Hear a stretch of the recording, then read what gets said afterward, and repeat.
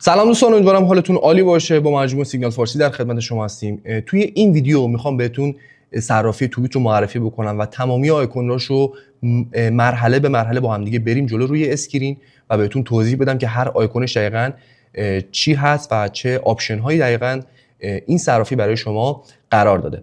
فقط قبلش من اینو بهتون بگم که ما بهترین تریدرها براتون جمع آوری کردیم و بر اساس امتیاز و عملکردشون شما میتونید پشت دستشون کپی ترید بکنید و سود خیلی خوبی رو به دست بیارید. ویدیو رو لایک کنید، کانال رو هم سابسکرایب کنید و زنگولش هم بزنید تا از ویدیو مطلع بشید و بتونید سریعتر استفاده کنید.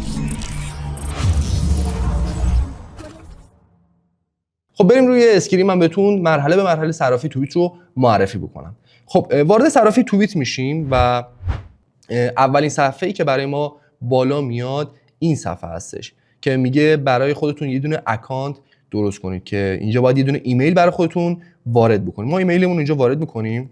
خب بعد از اینکه ایمیلمون رو وارد کردیم یه دونه پسورد هم باید براش انتخاب بکنیم. حالا باید از اعداد و حروف بزرگ و کوچیک باشه که حالا شرایطش رو اینجا براتون نوشته. ما پسوردمون رو اینجا میذاریم. خب بعد از اینکه پسوردمون رو گذاشتیم قرار دادیم، این پایین یه رفرال آیدی براتون اومده.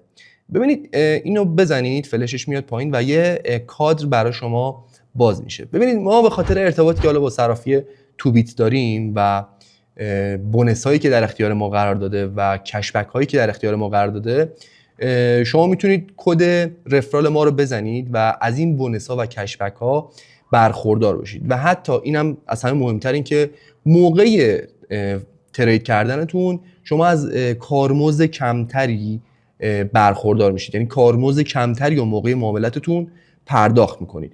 یا اینکه اصلا با لینکی که ما در اختیارتون قرار میدیم اگه با اون ثبت نام بکنید که به صورت خودکار تمام این مراحلش انجام میشه.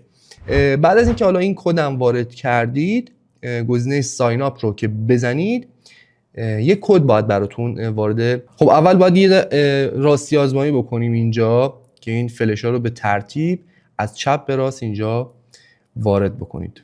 اوکی رو که بزنیم راستی آزمایی انجام میشه و خب یک کد برای ایمیلمون ارسال میشه. ما این کد رو اینجا باید وارد بکنیم.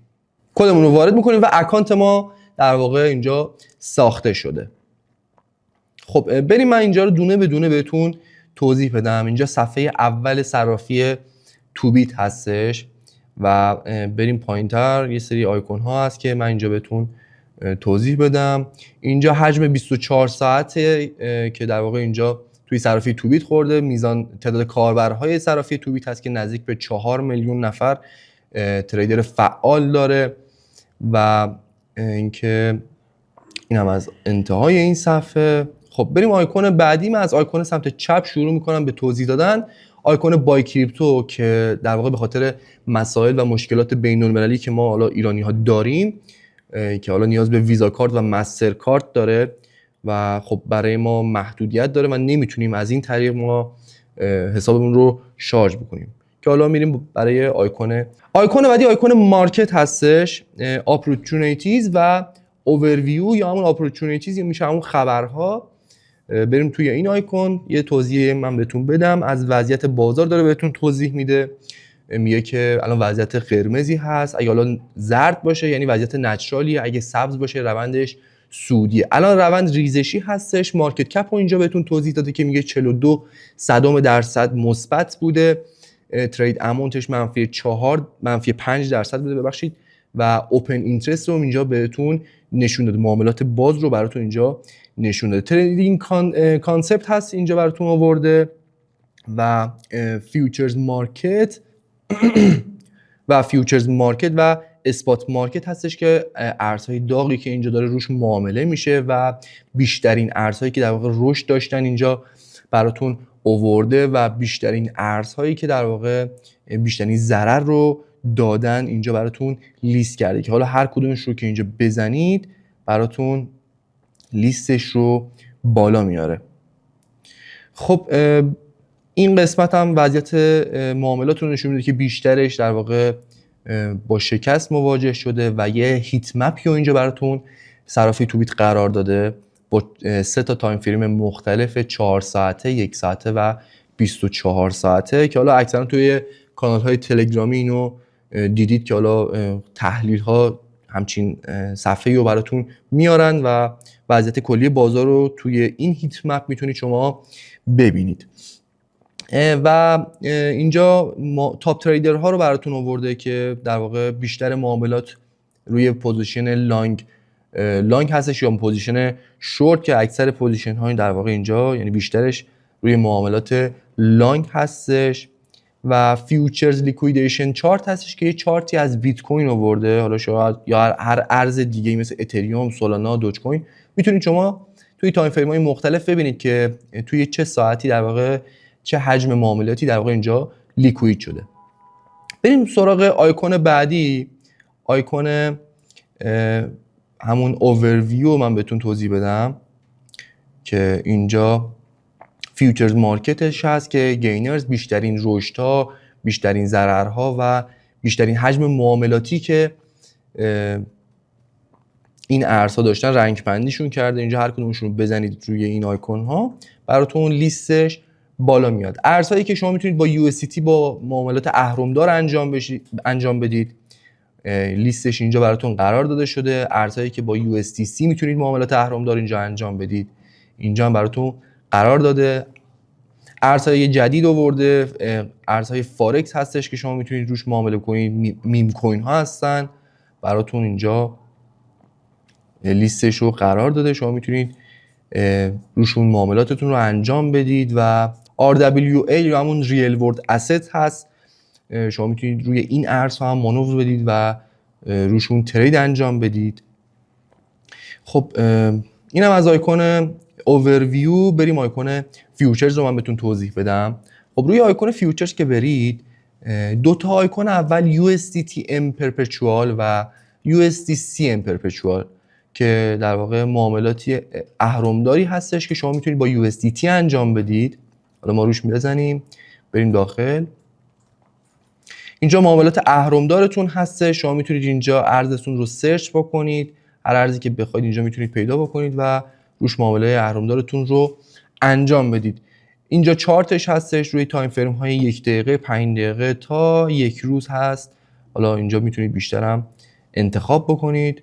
اندیکاتورهای مختلف رو براتون اینجا قرار داده و اوردر بوک هست اینجا براتون سفارشات باز و بسته رو در واقع براتون اینجا نشون داده. و خب بریم روی معاملات فیوچرز ها من یه مروری با هم دیگه داشته باشیم که معاملات فیوچر چجوری بود. اینجا یه کراس میبینید شما در واقع که یه مارجین مودتون رو اینجا باید مشخص میکردید، ایزولیتد باشه همیشه، یادتون نره. گزینه کانفرم رو میزنیم، اینجا لورج همون اهرمتون رو انتخاب میکنید و مشخص میکنید که اهرمتون چه میزان باشه که صرافی توی تا اهرم 75 رو براتون پشتیبانی میکنه که حالا من بهتون پیشنهاد میکنم تا اهرم 5 تا 10 بیشتر معامله نکنید که حالا بازم از 5 به بعد ریسکی هستش. اینجا اهرمتون رو مشخص میکنید و اینجا ست میشه. 3 تا اوردر داشتیم ما، مارکت اوردر، لیمیت اوردر و تریگر اوردر. من از اوردر مارکت بهتون توضیح بدم. اینجا مارکت از بهترین قیمت بازار استفاده میکنه، یعنی همین قیمت فعلی BNB که در واقع الان $875 هست. یعنی الان شما بگید که مثلا $200 میخوام وارد بشم، با همین قیمت در واقع وارد معامله میشه. اینجا میتونید بایلاین رو بزنید و TPUSL رو پایین ست کنید یا همینجا این تیک رو فعال بکنید، براتون TPUSL کادرش میاد. شما میتونید TPSL تون هم اینجا فعال بکنید. مثلا الان با قیمت $875 اگه وارد بشه، حد سود شما، حالا ما میخوایم بایلاین بگیریم یعنی از روند سعودی سود بگیریم، اینجا حد سود ما میشه $890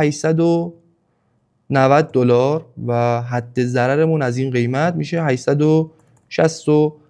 و بایلاین رو که بزنید معاملتمون همین الان باز میشه چون مارکت اوردر هستش. خب بریم من اوردر لیمیت رو هم توضیح بدم بهتون. اوردر لیمیت محدوده تعیین می‌کردیم دیگه، محدوده تعیین می‌کردیم. مثلا میگفتیم اگه قیمت بی ام بی الان 876 دلاره. اگه برسه 860 دلار اوردر ما فعال بشه. به چه مقدار وارد بشه؟ مثلا 100 دلار برای ما اینجا وارد بشه. حد سود و ضررمون چجوری باشه؟ اینجا میخوایم از روند سودی سود بگیریم و باید بالاتر از اون 860 دلاری که در واقع معامله باز شده باشه. 875 دلار در واقع حد سود ما میشه و استاپ لاس ما میشه 845 دلار و بایلاین رو بزنیم و معاملهمون اگه حالا به قیمت ارز اگه به قیمت 860 دلاری که اینجا اوردر تعیین کردیم برسه معامله ما باز میشه. تریگر حالا چه جوری بود؟ تریگر یه اگر میاد داخلش. اینجوریه که میگه اگه قیمت BNB به X رسید برای من روی Y بخر. یعنی چی؟ یعنی الان قیمت 877 دلار هستش دیگه. اینجا میگید که اگه قیمت قیمت BNB به قیمت 880 دلار رسید تازه برای من روی 885 دلار بخر. 885 دلار درست. اینجا مقدارش رو وارد میکنید، میگید مثلا 200 دلار برای من بخر. فهمیدید چجوری شد دیگه؟ میگید اگه قیمتش به 880 دلار رسید پیش بینی کردید، تحلیل کردید که از 880 دلار روندش سودیه، بیشتر روندش سودی میشه، میره بالا.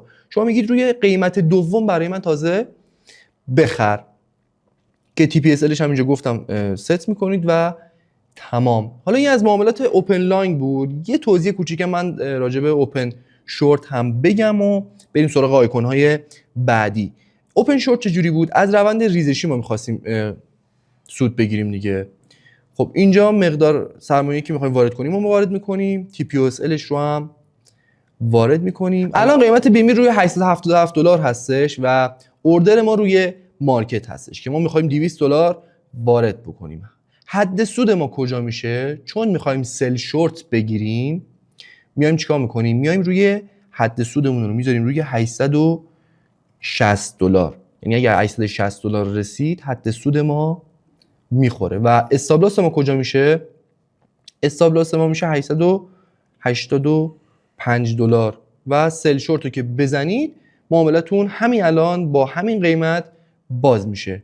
لیمیت چجوری بود؟ لیمیت هم حالا شما اوردر رو تعیین میکنید، میگه اگه قیمت به 860 دلار رسید پیش بینی کردید میخواد بریزه از قیمت 860 دلار به مقدار 200 دلار برای شما وارد بشه و روی قیمت 850 دلار حد سودتون بخوره و 875 دلار حد ضررتون اینجا بخوره. سل شورتی که بزنید اوردر شما فعال میشه و وقتی که قیمت به 860 دلار که رسید اوردر شما فعال میشه و پوزیشنتون باز میشه. تریگر هم که توضیح دادم و بریم رو سراغ اهرم های بعدی. بریم سراغ آیکون های بعدی.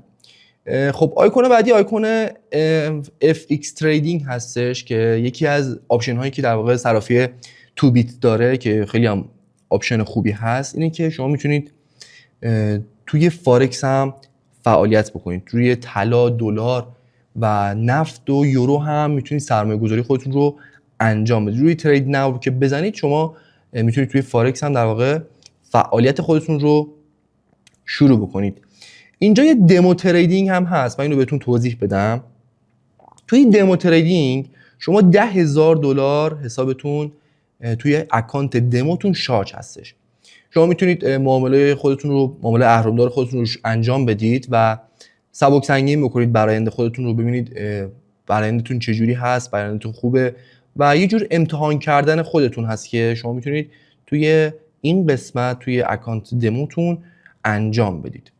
خب بریم سراغ آیکون بعدی، آیکون ترید و اولین آیکون اسپات. اسپات که حالا به فارسی میشه بازار و اینکه شما از روند صعودی بازار فقط سود میگیرید. یعنی اگه الان قیمت BNB روی 876 دلار هستش و اگه شما الان بخرید زمانی شما سود میکنید که قیمت BNB بشه مثلا 900 دلار یا 1000 دلار. اگه الان از همون قیمت هم بریزه که حالا به همون درصد ضرر میکنید. معاملات اثبات هم که همون 3 تا اوردر رو داره، اوردر، لیمیت، مارکت و تریگر. اینجا قیمت رو وارد میکنید و همین الان براتون میخره. لیمیت هم که گفتم اوردر رو تعیین میکنید و مقدارش رو اینجا وارد میکنید و اینجا اوردرتون رو مشخص میکنید و به همون قیمت رسید و معامله شما باز میشه. برای فروشش هم که همینجا میایید و حالا مقدارش رو 26%، 50% یا همش رو شما میتونید بفروشید. اینجا هم همونجوری که حالا تو فیوچرز هم توضیح دادم، اینجا میتونید ارزتون رو سرچ بکنید و روش ترید خودتون رو انجام بدید. یه آیکون دکس داره که این هم آپشن خیلی خوبی هست که شما میتونید روی میم کوین ها در واقع معاملات اهرمدار انجام بدید. خیلی از صرافی‌ها من این آپشن رو ندیدم و این آپشن خیلی خوبی هستش که توی صرافی تو بیت در واقع پشتیبانی میشه. شما میتونید این ارزها رو در واقع که توی حالا به صورت غیر متمرکز هستن رو شما میتونید اینجا انتخاب بکنید و روشون معاملات اهرمدار رو انجام بدید. آیکون بعدی آیکون لانچ پد هستش که پروژه هایی که در واقع هنوز لیست نشدن رو شما میتونید اینجا پیدا بکنید و قبل از لیست شدنشون روشون سرمایه گذاری بکنید و سود خیلی خفنی رو از اینجا بگیرید. اینجا میتونید دیتای راجع به اون حالا پروژه رو بخونید و اطلاعاتش رو به دست بیارید و روش سرمایه گذاری بکنید. کانورت هم یه جور تبدیل هستش که حالا شما میتونید اینجا ارزتون رو انتخاب بکنید. مثلا میگید اگه $2000 داشت بخوام بیت کوین بگیرم چه میزان بیت کوین میشه، یا برعکس به همین شکل. حالا ارزتون هم اینجا میتونید انتخاب بکنید. میتونید دوج کوین باشه، میتونید اینورم هر ارزی رو بخواید میتونید با هم دیگه کانورتش بکنید. خب بریم سراغ آیکون بعدی، آیکون کپی، در واقع کپی تریدینگ صرافی تو بیت که اینجا شما میتونید در واقع تریدرهایی که برآیند خوبی دارن رو اینجا پیدا بکنید و اینجا همه تریدرها براتون معرفی شده و اینکه میتونید روش کپی بزنید و مقدار سرمایه‌ای که میخواید وارد بکنید رو اینجا مشخص میکنید. میگیم که مثلا $200 ما میخوایم وارد کپی تریدینگ بکنیم و توی هر پوزیشن چه مقدار سرمایه‌تون میخواد درگیر بشه. مثلا میگی $20 $30 از سرمایه‌تون میخواد درگیر بشه و اوردر مودتون هم رو میتونید همیشه روی ایزولیتد بذارید و اینجا هم همون سیتا رو میذاریم و تیکش رو که بزنید، اوکی رو که شما بزنید، در واقع همه فعالیت ها و همون ترید هایی که در واقع اون تریدری که داره انجام میده و شما انتخابش کردید رو شما هم برای شما هم انجام میشه. یعنی اگه مثلا بیت کوین بخره، برای شما هم بیت کوین خریداری میشه به همون میزانی که شما درگیر میکنید و مشخص میکنید. خب اینم از این و بریم سراغ سمت راست صرافی. این آیکون ها رو میتونید ببینید. شما اسستتون کیف پولتون هست. من اینجا توضیح بدم. اینجا شما مقدار سرمایه‌تون رو توی حساب اثباتتون، حساب فیوچرزتون، دکستون و کپی تریدینگتون، همون مقداری که در واقع اختصاص دادید رو براتون بخش بندی کرده که چه میزان سرمایه‌تون توی چه حسابی هستش. توی حساب اثبات، فیوچرز و برای شارژ کردن هم اینجا دپازیت رو میزنید گزینه اول و میگه که چه ارزی رو میخواید وارد بکنید. USDT رو انتخاب میکنید، شبکه‌تون رو هم اینجا انتخاب میکنید و یه آدرسی رو براتون اینجا میاره. این آدرس رو شما توی مقصد، حالا یه آدرسی رو براتون میاره، این آدرس رو براتون میاره و این آدرس رو شما توی آدرس مقصد حالا کیف پولی که میخواید انتقال بدید وارد میکنید و به این حسابتون میاد. فقط یادتون نره که شبکه‌ای که انتخاب میکنید هم برای مبدا و هم شبکه مقصد باید یکی باشه. الان مثلا به 20 اونورم باید حتما به 20 باشه. برای ویدرو هم که به همین شکل هست. حالا توضیح بدم. ویدرو هم شما اینجا ویدرو رو انتخاب میکنید، میگه چه ارزی رو میخواید انتقال بدید.